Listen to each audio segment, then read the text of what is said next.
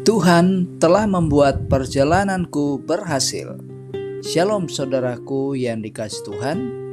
Keberhasilan adalah harapan setiap orang. Namun seringkali diukur hanya dari hasil akhir. Alkitab menunjukkan bahwa keberhasilan sejati bukan terutama karena usaha manusia, melainkan karena Tuhan yang memimpin setiap langkah. Pada renungan hari ini, kita akan melihat perjalanan hamba Abraham berakhir dengan keberhasilan. Namun keberhasilan itu tidak terjadi secara kebetulan, saudara, melainkan melalui prinsip rohani yang begitu jelas. Karena Tuhanlah yang membuat perjalanannya menjadi berhasil. Mari kita membaca Kejadian 24 ayat 50-67. Lalu Laban dan Betuel menjawab, "Semuanya ini datangnya dari Tuhan. Kami tidak dapat mengatakan kepadamu baiknya atau buruknya. Lihat, Ribka ada di depanmu, bawalah dia dan pergilah, supaya ia menjadi istri anak tuanmu, seperti yang difirmankan Tuhan." Ketika hamba Abraham itu mendengar perkataan mereka, sujudlah ia sampai ke tanah menyembah Tuhan.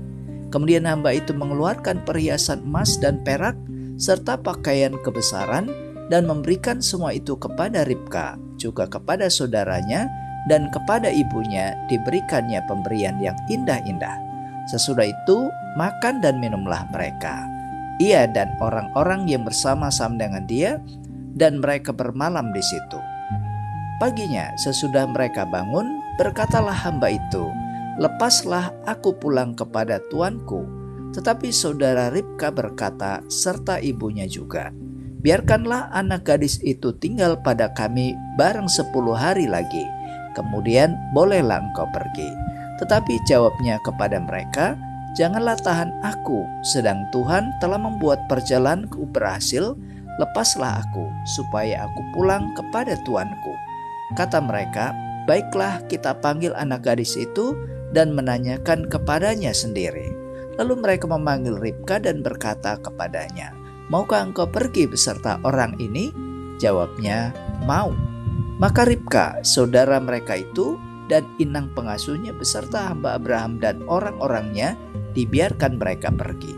Dan mereka memberkati Ribka, kata mereka kepadanya, "Saudara kami, moga-moga engkau menjadi beribu-ribu laksa, dan moga-moga keturunanmu menduduki kota-kota musuhnya." Lalu berkemaslah Ribka beserta hamba-hambanya perempuan, dan mereka naik unta mengikuti orang itu.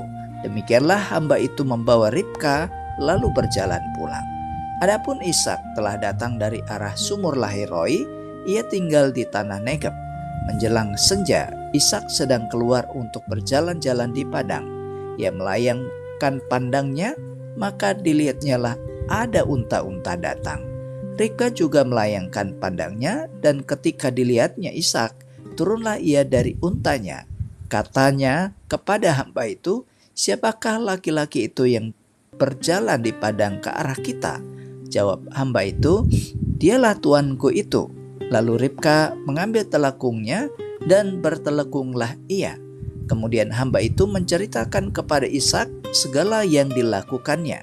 Lalu Ishak membawa Ribka ke dalam kemah Sarah ibunya dan mengambil dia menjadi istrinya. Ishak mencintainya, dan demikianlah ia dihiburkan setelah ibunya meninggal. Nah saudaraku, 3 kebenaran sejati yang pertama. Keberhasilan dimulai dari pengakuan akan campur tangan Tuhan di ayat 50-51. Laban dan Betuel menyadari bahwa peristiwa ini bukanlah kebetulan, saudara. Semua berasal dari Tuhan, sehingga mereka tidak berani menolak atau mengubahnya.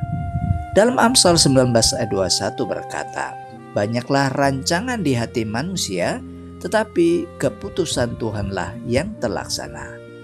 Saudaraku, tanpa pengakuan seperti ini, manusia mudah mengandalkan diri sendiri dan kehilangan arah rohani. Dari sini kita belajar bahwa keberhasilan dimulai dari hati yang mau mengakui kedaulatan Tuhan. Jadi, keberhasilan dimulai saat kita mengakui Tuhan yang bekerja. Dan yang kedua, keberhasilan harus direspon dengan sujud sembah di ayat 52 sampai 54a. Mendengar kepastian tersebut, hamba Abraham langsung sujud menyembah Tuhan. Ia tidak mengambil kemuliaan bagi dirinya, melainkan mengembalikannya kepada Tuhan sebagai sumber keberhasilannya. Penyembahan ini juga diwujudkan melalui tindakan nyata dengan memberi kepada keluarga Ribka. Hal ini menunjukkan bahwa keberhasilan sejati melahirkan hati yang rendah dan penuh syukur. Dari sini kita belajar, saudara, bahwa respon yang benar terhadap keberhasilan adalah memuliakan Tuhan, bukan diri sendiri. Keberhasilan yang benar membawa kita merendah dan menyembah Tuhan. Dan yang ketiga, keberhasilan bukan berarti tidak ada tantangan. Di ayat 54b sampai 67. Setelah semuanya jelas, muncul keinginan keluarga untuk menunda. Jalan menuju pengenapan rencana Allah tetap memiliki hambatan. Namun saudara, keputusan iman harus diambil dan Ribka memilih untuk melangkah. Ia meninggalkan kenyamanan dan menghadapi masa depan yang belum pasti. Perjalanan itu tidak mudah, saudara, tetapi Tuhan menyertainya hingga rencana Allah tergenapi dalam dirinya. Bagian ini menegaskan kepada kita bahwa tantangan bukan tanda kegagalan, melainkan bagian dari proses yang dikerjakan oleh Tuhan untuk keberhasilan.